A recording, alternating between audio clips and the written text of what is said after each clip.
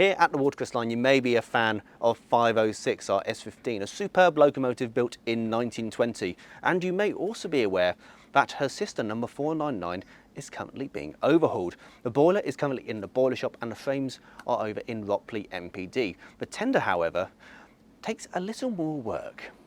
So for this episode, we had a chat with Barry, one of the directors and trustees of the Urie Loco Society, to find out a little bit more about what's going on.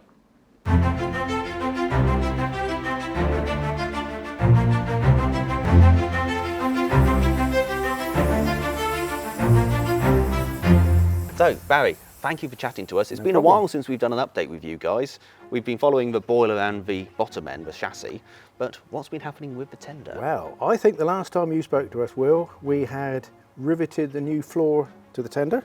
Yes, we're waiting for the sides to start going up. Right, well, the sides have been made up generally, but the first thing to do, we had to make the frames. And these have all been made by angle iron, bolted, riveted, welded, and the actual sides themselves have all been cut out of sheet steel. We haven't got it in pre-cut. The only thing, in fact, just to correct myself, is the coal raves on the tender have been made on a press. So all this is done entirely by volunteers with a little bit of help and guidance from our friends on the engineering side, which is always appreciated.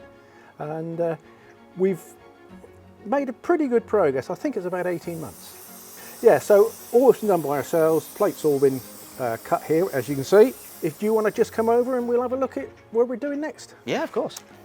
So, Barry, you had quite a lot to rebuild on this one, or build from scratch. You didn't have much to play with, did you? Well, as I said, it's got the provenance of a 1927 tender, which is 2332 from a Mansell S15. If you look at the actual construction of the tender, that is the bottom of the tank, which is fairly straightforward. We've cut the frames off about here, and this is entirely new. And the stretchers which the bogies sit on, even in the back, has all been replaced. So when you look at it, we've probably retained about 30% of the chassis, and everything from there upwards is entirely brand new. This is what we've done outside, effectively, with a bit of scaffold and a bit of sheeting. Just draw your attention to the fact is, what it says there, London and South Western Railway, Eastleigh Works, and it's dated 1917. So that would have been for the first of the Urie N15s, which were later known as the Urie Arthurs. So we're following as faithfully as we can that drawing. Now these designs are quite interesting compared to the more modern stuff, which is a chassis and a tank bolted on. This is one of the same. This is integral. This is why you cannot really easily build a tank and sit it on the frames, because the rivets go through, in some cases they go through the girders, the stretchers and everything else through the floor, and obviously it was a different era of construction. I mean, this part of the raves up here is all riveted on. If you welded it, you'd lose the sharp definition of the job. We've had to bend all the beading, which is second hand, long story made short. So we've tried to make it as faithful as we possibly can to the original design. The plate I'm currently leaning on, which you're cutting later. Right. This looks pretty complete, but where's it going? Right. The sheet we're going to cut is going to be actually the back of the water tank. Can we go and see it? We can go and see it, I can show you it, and I'll give you a better idea of how all these lines look in reality. Brilliant. Let's go, mate. Well, I think people are going to be surprised, firstly, that it's not just water in a tender. No, it's a lot of bracing, bits of steel put left, right and centre. Yeah, it gives people a fairly good reason to look of what it actually involves. When you think that you've got the basic framework, you've got the bracing that goes in, and all the sides, which I explained before, have all been riveted, and that takes a volunteer gang of about 5 or 6 people. Because you have to heat the rivets, you have to pass the rivets, you've got to hold the rivets up, and 2 blokes knock them down. So, you know, it's teamwork. It's certainly impressive considering how much strength is required, because what we've got, is it 5 tons of water in here sloshing about? And then you've got as much coal as you can stack on top, nominally 7 tons. You know, you're talking about a really heavy tender. I mean, these really are stately ladies. You know, strong, well-built tenders on bogies, so they run beautifully. Coming back to that sheet of steel we were cutting, this then will form the actual back of the tender. So briefly, say it briefly, we put the steel in, and then we have to then drill all the rivet holes.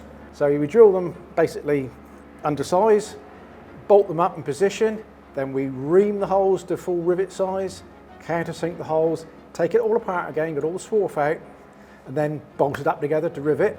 and also the bottom seal welded and the joints are seal welded. So it's quite a lot of work for what is notionally just a water tank. But as I said, it's you've got all the weight of the coal on top, and you know, it's a pretty good construction.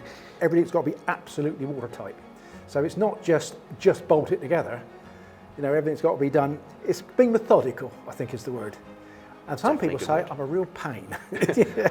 It's better than all the water sloshing out of the side. It's better to do it once and get it right than it's to do it 3 times when you're finished. Yep, yeah, I know that feeling. Little things we're doing, Will, is we've got a flange on the floor each side, which is the low-level water filler. As you know, prepping an engine up in the morning on a pit, you just put the fire hose in. There's no safety angle on climbing over the top of the tenders. It makes it easier and safer. It's the little things, but do it sensitively. You know, we don't have plastic pipe and Jubilee clips. No. It's all done black iron pipe, nice brackets and everything else. It's got to look like Eastleigh would have done it in the day. Remember, we're keeping the past alive, but we're also paying honour to the blokes that built them and ran them. Definitely. And as our late great Mr. Pedley said, it's all progression.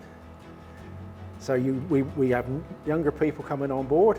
So when us lot go over the edge, hopefully there's somebody coming on behind us. So you've got quite a good few volunteers now as well, Yeah, we've got a hard core of about 8, 10, 11. And then we've got people, we've got the inevitable commitments. You've got work, you've got home life, you know. And, you know, with that, we've got a really good workforce. You know, everybody brings their own skill, and what they don't think they can do, I usually get them to do it in the end. So Barry, we've seen the outside, seen the inside, but we know it's going to have its own lovely paint livery, and there's quite a bit going on down the side of a tender. Yeah, we've got red oxide, and we've got grey, and we've got a bit of green undercoat up the end. Basically, the colour is going to be this, which is LSWR Holly Goods. It's standard LSWR goods livery.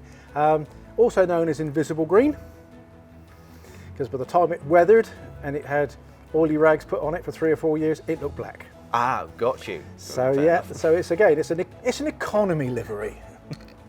So yeah, I mean, as I said, we're a little way from finishing it off on the paintwork side, but yeah, it's everybody's interested in colours of paint. I mean, who wouldn't be? It's a good sign-off for an engine. That's So right. you guys do really good work here, and so you volunteers you've got. Yeah, there's some good guys. There's some good guys. You know. So, if anybody like to support us financially or anywhere else, we're always open to donations or anything about. Indeed so, and while we're here we should mention it, so you've got a fantastic magazine, Stovepipe, which is available for all members. Yeah, people that pay money, yeah. Indeed so. And to be fair, the detail you come out with each Yeah. issue is absolutely superb, and you can also visit their website, uriesociety.co.uk. I'll chuck a link in the description. Yeah. But Barry, no, thank you so much for today. No, Thank you thank you for for the time. Thank you. Look forward to it.